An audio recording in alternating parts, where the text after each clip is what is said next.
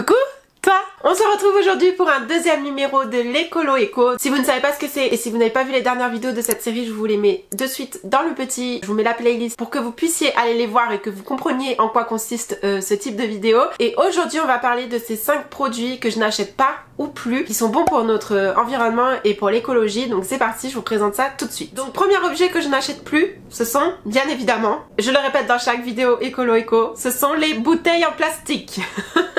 Je n'achète plus de bouteilles en plastique depuis des années, ou alors si j'en achète une c'est très occasionnel et parce que j'ai pas le choix, mais j'évite au max d'acheter des bouteilles en plastique et du coup je les remplace parce que oui, dans cette vidéo non seulement je vous dis ce que je n'achète plus, mais je vous explique par quel objet écologique je l'ai remplacé. Et là c'est évident, je le remplace par une bouteille en verre ou alors un thermos.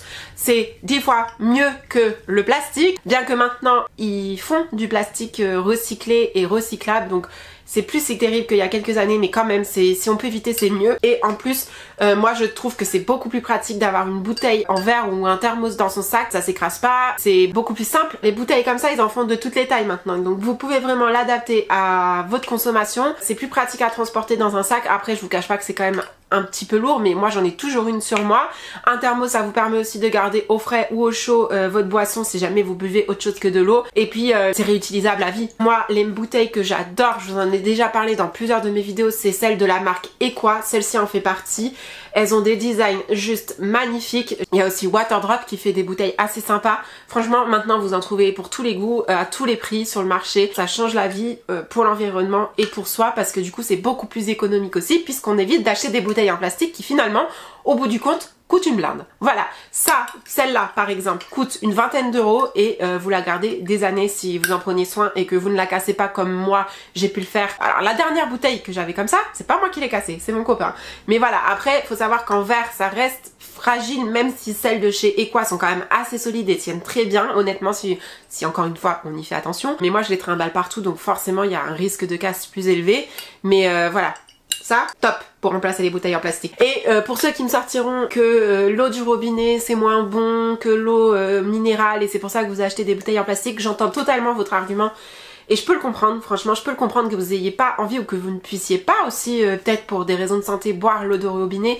Mais aujourd'hui, je pense qu'on a quand même un système d'épuration qui est juste très bien fait, qui permet d'avoir une eau ultra potable et assez saine quand même. Après, des fois, en fonction des régions, il y a un goût dans l'eau du robinet, effectivement. Mais maintenant, c'est pareil. On est à une époque où il existe des solutions pour arranger ça, pour rendre l'eau du robinet encore plus potable et plus agréable en bouche. Vous avez notamment les bâtons de charbon que vous pouvez mettre dans votre carafe pour assainir l'eau. Vous avez des systèmes qui permettent de purifier l'eau directement à la source. Vous avez des carafes filtrantes en fait qui viennent filtrer les impuretés de l'eau.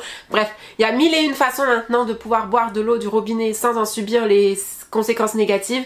Donc franchement, essayez et vous verrez que ça sera mieux pour tout le monde. Deuxième produit que j'ai arrêté d'acheter, ce sont les déodorants aérosols.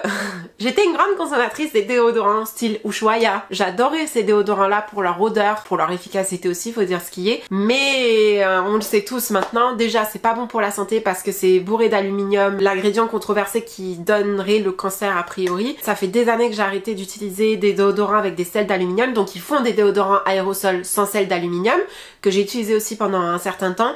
Mais c'est vrai que c'est très polluant. L'aérosol, il y a du gaz dedans et pour l'environnement c'est terrible. Les packaging c'est pas recyclable clairement, donc c'est pareil, c'est terrible pour l'environnement. Et en plus de ça, niveau efficacité, je peux vous assurer qu'il y a beaucoup mieux que ça et plus écologique. Et c'est là que je vous présente mon petit déodorant solide de chez Le Molly. C'est pareil, je vous en parle tout le temps dans toutes mes vidéos, mais c'est un produit que j'adore, je ne m'en passe plus. Et niveau écologie, c'est 10 fois mieux, non seulement pour l'écologie mais pour votre santé aussi, hein. Parce que ça c'est que des ingrédients naturels, c'est principalement de l'huile de coco et d'autres ingrédients naturels que je n'arrive pas à lire parce que je n'ai pas mes lunettes, mais il n'y a même pas de bicarbonate de soude dedans. C'est pour vous dire à quel point cette compo est clean.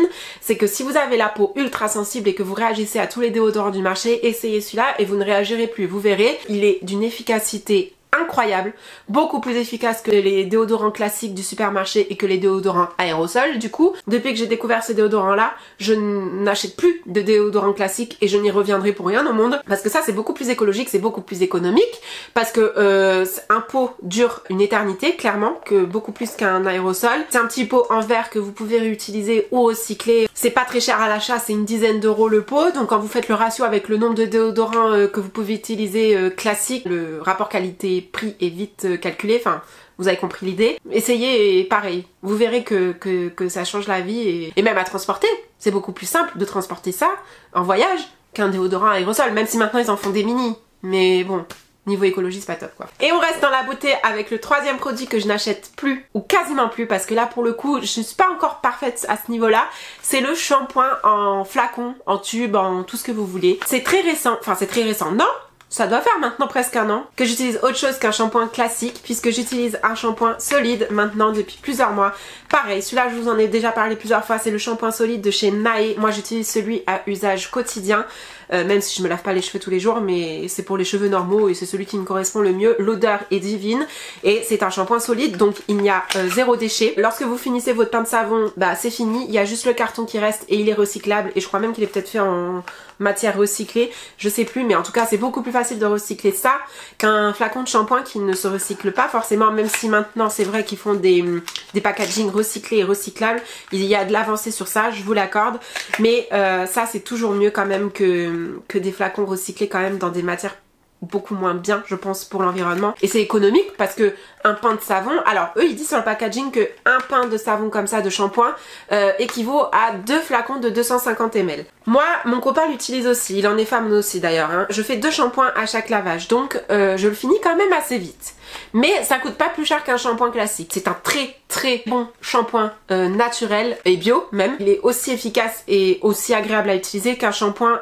classique qu'on peut trouver en supermarché, et pour autant il est beaucoup plus écologique. Tournez-vous vers les shampoings solides, que ce soit celui-là ou un autre, pour remplacer vos shampoings, vos flacons classiques. Je dis pas que j'achèterai plus jamais de shampoing de ma vie, parce que j'adore tester des produits, surtout pour les cheveux, j'adore tester des nouveaux produits, et il se peut qu'un jour je craque sur un shampoing en tube, mais j'essaie de réduire considérablement ce genre d'achat et les remplacer par ça. De toute façon là en ce moment je suis à fond sur ce shampoing là, je ne compte pas racheter d'autres shampoings que celui-ci parce que je le kiffe, ou alors peut-être tester d'autres shampoings solides. Pour l'instant j'ai pas envie de retourner à un shampoing classique, c'est ça que je suis en train de vous dire. Et je tiens à préciser quand même que j'ai fait cette transition là pour le shampoing, mais que pour l'après-shampoing j'utilise encore des tubes, des flacons ou tout ce que vous voulez qui n'est pas très écologique. Je précise là dans cette vidéo parce que je veux pas faire genre que je fais tout bien, et je sais qu'on ne peut pas tout faire bien, et je tiens à le rappeler dans ce genre de vidéo là que je fais de cette série, parce que c'est important aussi, et j'en ai déjà parlé dans des anciennes vidéos, c'est qu'on peut pas être 100% parfait, on peut pas être 100% écologique, c'est impossible dans le monde dans lequel on vit, mais le but c'est juste de faire des petits pas qui vont nous amener à avoir un mode de vie plus responsable,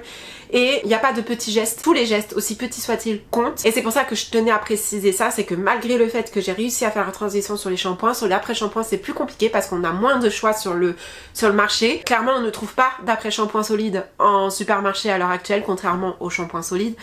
Donc j'ai plus de mal à faire la transition, mais voilà, on n'est pas parfait. Je suis en train de voir pour essayer d'arranger ce côté-là aussi, chaque chose en son temps. Et enfin, 5e produit que je n'achète plus, ce sont les serviettes hygiénique. Et oui, vous l'avez vu normalement dans une de mes dernières vidéos, c'est la vidéo sur les culottes menstruelles, je vous la mets dans le petit, mais j'utilise depuis maintenant presque un an des culottes menstruelles. J'ai commencé en fait en utilisant juste 1 ou 2 culottes par mois et en complétant avec les serviettes hygiéniques, et maintenant j'ai complètement arrêté les serviettes hygiéniques, je n'en utilise plus, si j'en utilise c'est occasionnel.